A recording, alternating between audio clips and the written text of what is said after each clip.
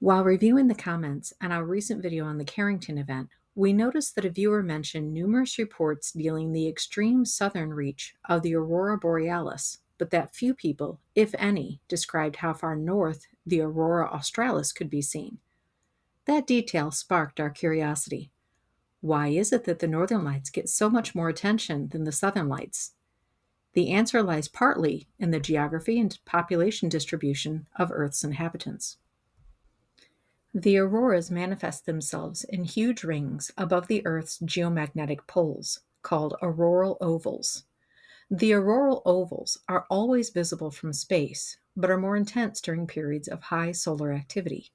From the Earth's surface, auroras are only visible when there is sufficient activity, when it is dark, and when there are no clouds to obstruct the view.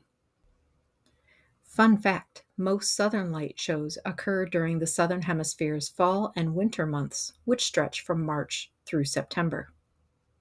Auroras are most commonly observed in the auroral zone, a band approximately 6 to 10 degrees wide, centered on 67 degrees north and south latitudes. And therein lies the problem, at least in the southern hemisphere. On this map, we've marked the 60-degree latitude with a red line.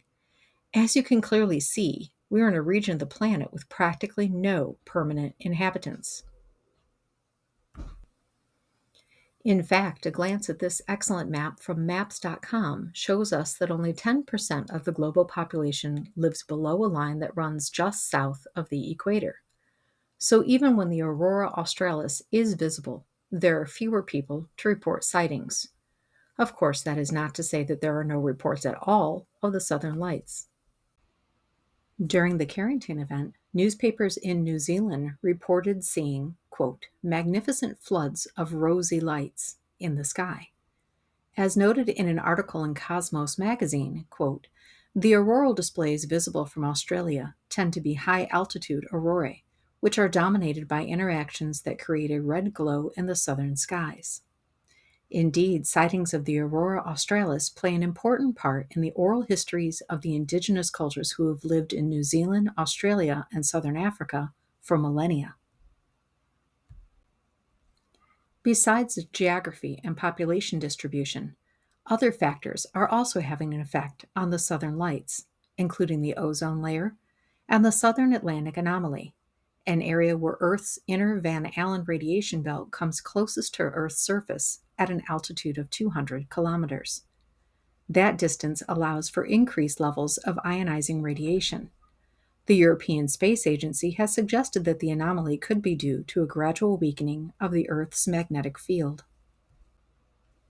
A research paper from February 2024, published in the Geophysical Research Letters, states that the Southern Atlantic anomaly, quote, substantially weakens the aurora system, and that the magnetic fluctuations within the southern auroral oval are significantly weaker in the region that aligns with the SAA. This weakening effect is consistently present regardless of the season or the level of geomagnetic activity. I will leave a link to this study in the description box for viewers who wish to read it in full. For those of you who want to experience the Aurora Australis in person, several areas are considered as excellent viewing places, including Queenstown, New Zealand, Mount Wellington, Tasmania, Victoria, Australia, Antarctica and South Georgia Island, and the Aoraki Mackenzie International Dark Sky Reserve. For those viewers who wish to dive even deeper, the website Aurora Service offers an hourly forecast based on real-time solar wind data gathered from the Advanced Composition Explorer, ACE, a NASA spacecraft in orbit. We will leave it linked in the description box.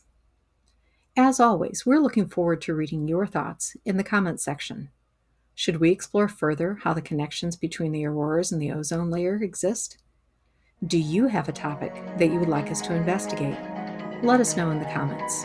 Catch you next time on Hidden in the Stars.